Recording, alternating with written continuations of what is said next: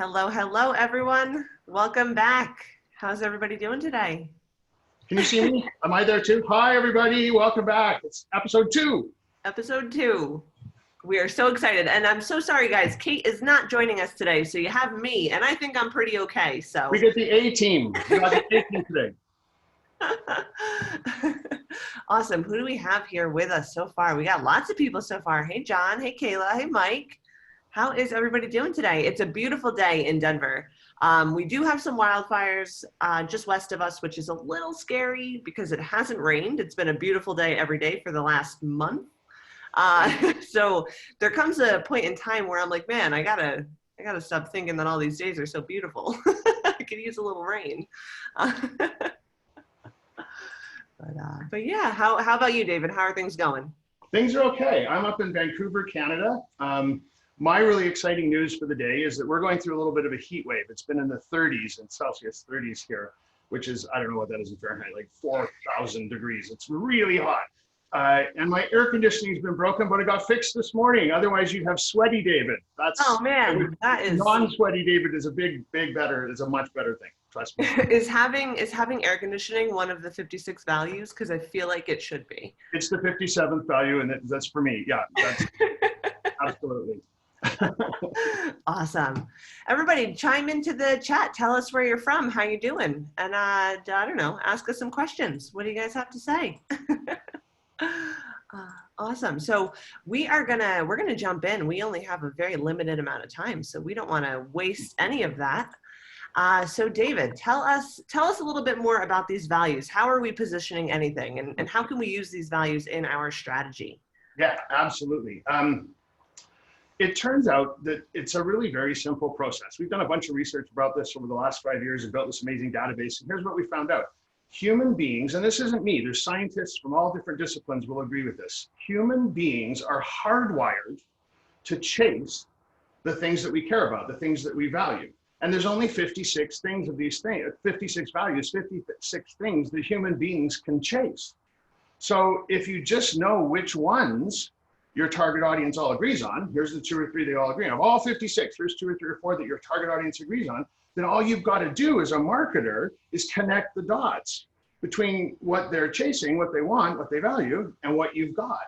It tells you what story to tell, how to come into any kind of conversation you're trying to start around engagement or influence with any target audience and say, I know what you guys want. You want this and this and this, so that's what I'm going to tell you about first. That's the first line on my website. Awesome. So yeah, so there's 56 of them, guys, and that is really the basis of this webinar series.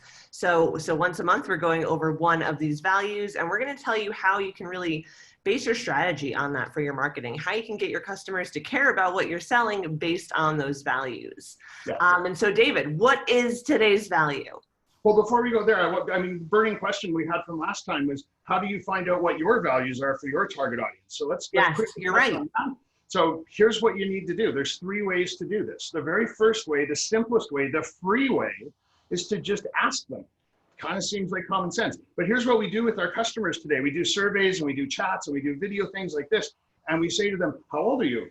Are you 18 to 24, 25 to 36? Are you a male? Are you a female? How much money do you make? Do you have children? What's your job? We ask all this stuff, and then you get it all and you're like, oh my God, I've got all this data. And then you look at it and say, what am I supposed to do with that? So like it doesn't tell you what to say.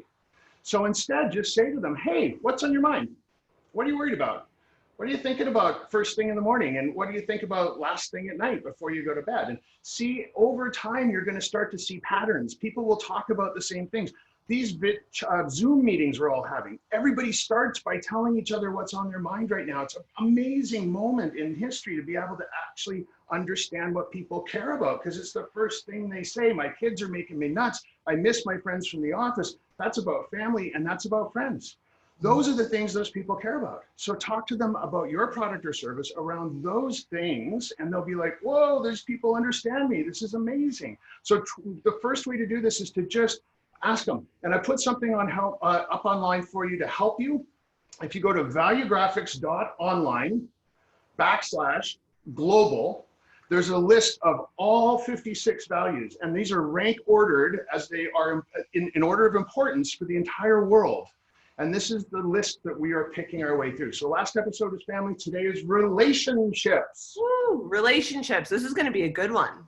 It is. Relationships are really interesting. There's 5 different kinds of ways we like to be together. 5 values of the 56 that are about being together. And relationships is about in the middle of the list in terms of connectedness. So there's family, which we talked about the other day. Then there's friendships, which are, you're not as tight with your friends as you are with your family, one would assume. And then there's relationships, which is all about today. And then there's community, and then there's belonging. So it's right in the middle of these list of 5 different ways we like to be with each other. And people who are really into relationships, what they're looking for are those, and in a business setting, you can think about it as networking. A relationship is not a friendship, and it's not family. So here's my story. Across the street from where I live, there's a grocery store. And there's a woman who's one of the cashiers there. Her name's Irma. And Irma's about 65 years old, and she's hilarious. And Irma, every time I go to the grocery store, I want to get in her checkout line because Irma and I have a little bit of a relationship. She's not my friend. She's not my family. She's never come into my house for a drink unless, I don't know, something weird happens. But she's someone I would miss. It's relationships with those people. You walk past the hall in the office and you're like, hey, Bob, how are you doing? How's the kids? All that sort of little interconnective tissue that makes our lives pleasant.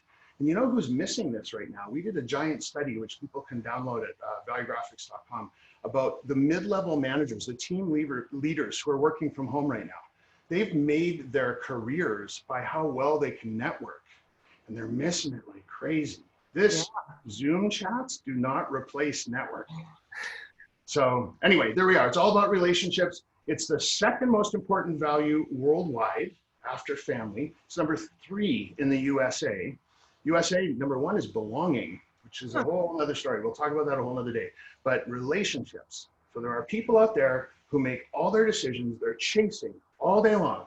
How can I improve my relationships? Oh, you have something that's going to make my relationship stronger and better. That's cool. I'm into that. If you're not talking to them about relationships, they don't care. So here we go. This is all about relationships. And today, if that's one of the things you find out about your consumers, we're going to talk about how you can use that to get them to pay attention to you. Yeah, that's incredible. And David, when you talked about Irma, I wouldn't have necessarily thought of it as that type of relationship. My first reaction was just romantic relationships, but I love this idea because there are so many more relationships than just that. Yeah. So that's so incredible. I love this. I love what you're doing. This is so amazing. So what do we want to do? You want a topic? We want to see how we can strategize about that and get people to buy our item. How do we want to move forward? Yeah, so I'm just trying to connect the dots in my head, make sure we've given everyone the context they need, not assuming that they've seen the previous one or read books or whatever. So the only other thing I would say is that right now, the way we tend to decide what we're going to say to our target audiences is using demographic stereotypes. Mm-hmm. We sit down and say to each other, it's men who are 16 or 18 to 24 years old who earn $50,000 a year and just graduated from college. And so those are a whole bunch of different groups of people who our database of 500,000 surveys from around the world proves they have nothing in common with each other. And if you layer 4 groups of people who have nothing in common with each other on top of each other and say that's your target audience, what you've done is create an even larger group of people who have nothing in common with each other. And then we start spending money and we go, well, now we know who they are. And those guys, they're going to like flashy buttons and they're probably all on skateboards. So let's put wheels on our stuff. And we start deciding what we're going to do based on these crazy outdated stereotypes. Mm-hmm. No one acts their age anymore. I know 18-year-olds who are 75 and I know 75-year-olds who are 18. So we can't use age, income, gender, marital status. None of that stuff matters. But if you know what people are chasing, if you know what they're spending their lives trying to track down, you got it. It's the diabolical secret. So yes, relationships. The way this goes is you're going to throw a product at me, and off the top of my head, I'm going to try and figure out how we would connect the dots between that product and someone who's chasing relationships as a vital value in their life. Okay, perfect. Let's see. Well, like I said, the Irma story really just it got me in the feels. So how about groceries? Let's sell some groceries, David. Okay, groceries. So let's say you are a grocery store and you've found out by asking questions and you understand that your target audience is really, really they place a high value on relationships. Well, first thing, you want to make sure that, like I have a relationship with Irma, everyone who comes in that store, they, as much as possible, like hotels, like service industries, see if you can't remember names and faces of the regulars. See if you can't put some sort of, I don't know, a picture wall up in the staff room or something, or maybe there's a website that every time we get somebody and we identify them as a regular, they sign up for a customer card, we get a photo, and those get circulated around. Maybe there's even internal rewards and programs to help people, incent them to see how good they are at putting names to faces, so that every time a customer walks in, they feel like they have a relationship with someone in that store. Mm-hmm. So on top of that, what about relationships amongst the people who shop at that store? So you might say to yourself, gee, we're a neighborhood grocery purveyor, fancy word from the olden days, and we kind of know what our community is all about here. And I'm going to just think about a grocery store, well, this one next to us here. There's a lot of people who live in this part of town where I live. We're all in high rises, but there's regulars who are here all the time, and then there's people who are more transient and come and go.